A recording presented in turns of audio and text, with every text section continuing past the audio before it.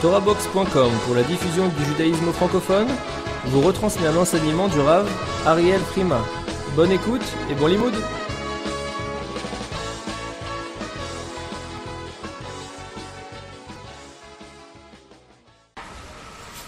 Lag BaOmer est un jour qui nécessite une réflexion spéciale.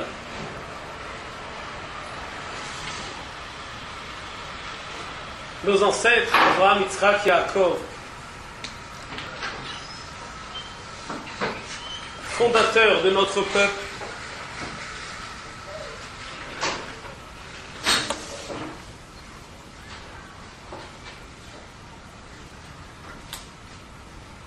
pères, personnages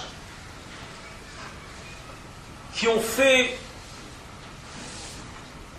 de nous, du peuple d'Israël, une réalité surhumaine,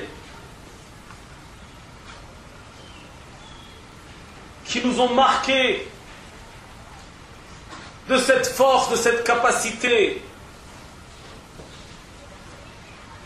de vivre, d'être un Ben Israël, et qui nous ont amenés à cet héritage exceptionnel. Torah tziva lanu Moshe Morasha, qui nous ont amenés à recevoir la Torah des mains d'Hachem, de la bouche d'Hachem, d'entendre ces paroles, de les vivre. Il est évident que si nous aurions dû définir qui, parmi tous ces personnages qui ont formé, qui ont suivi le peuple d'Israël du début jusqu'à nos jours, mérite d'être placé en tant que numéro 1 du peuple, bien entendu, les Avot en premier. Après les Avot, Moshe Rabbeinu, homme de Dieu, Nevi Hashem, le prophète des prophètes.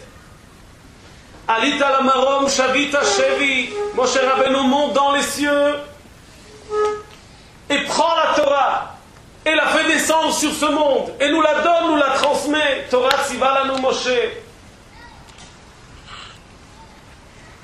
Moshe qui est considéré comme mi-homme, mi-ange. Moshe qui donne sa vie pour sauver le peuple d'Hachem.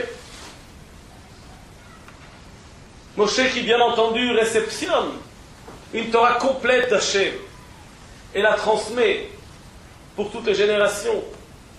Cette Torah s'appelle jusqu'à aujourd'hui Torah Moshe, la Torah de Moshe, mon serviteur. Aaron, Yoshua, les Nevi'im, Anshe Knesset Agdola, les grands d'une grandeur inouïe. Chachamim nous disent que c'est Anshe Knesset Agdola, 70 sages, qui ont instauré la tfila, ont mis derrière chacun des mots de la tfila toutes les tfilotes possibles et imaginables, toutes les tfilotes qui correspondent à chacun du peuple d'Israël au long de toutes les générations. Prononcer une tfila en suivant le nusach des maîtres, Anshe Knesset Agdola, c'est en fait utiliser le moyen de transmettre et de mettre devant Hachem toutes les tfilotes de tous les cœurs du monde. Une grandeur inouïe. Après Anshe Knesset Agdola, les grands Tanaïm. Parmi ces grands Tanaïm, Rabbi Eliezer Agadol, Rabbi Akiva, Rabbi Shimon ben Yochai était un élève de Rabbi Akiva. Pourquoi est-ce que par rapport à Rabbi Shimon bar Yochai, face à tous ces grands qui l'ont précédé depuis Abraham jusqu'à Rabbi Akiva, son maître, pourquoi a été fondé sous parole divine ce jour de Lag BaOmer, de fête autour de la personnalité de Rabbi Shimon bar Yochai? Pourquoi est-ce que le jour de sa mort et pas le jour de sa naissance? Pourquoi est-ce que par rapport à aucun autre de ceux qui l'ont précédé, Akadosh Baruch Hu n'a dévoilé une volonté pareille?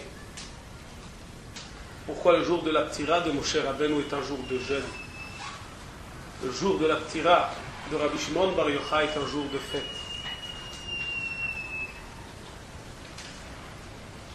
Qu'est-ce qui se trouve derrière cette notion de Lag BaOmer?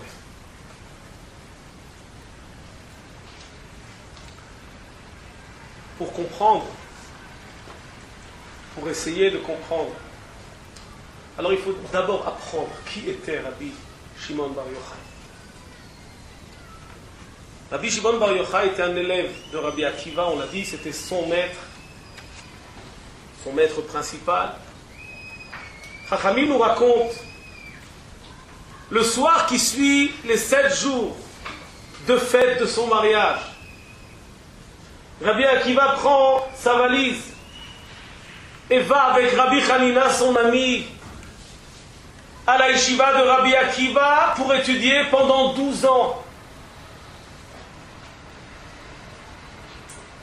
12 ans d'études continues chez Rabbi Akiva. Pour imager, Chachamim nous disent, Rabbi Hanina, l'ami de Rabbi Shimon bar Yochai, pendant ces 12 ans, n'a même pas eu de contact avec sa famille. Il n'a pas bougé du Beth HaMidrash de Rabbi Akiva. Au point où, lorsque Rabbi Akiva se tourne vers Rabbi Shimon et Rabbi Hanina, il leur dit, après 12 ans, allez voir ce qui se passe avec vos enfants. Il faut penser à les marier. 12 ans à l'époque, c'était l'âge. Rabbi Hanina rentre, il ne sait pas où est sa maison, il ne connaît pas ses enfants.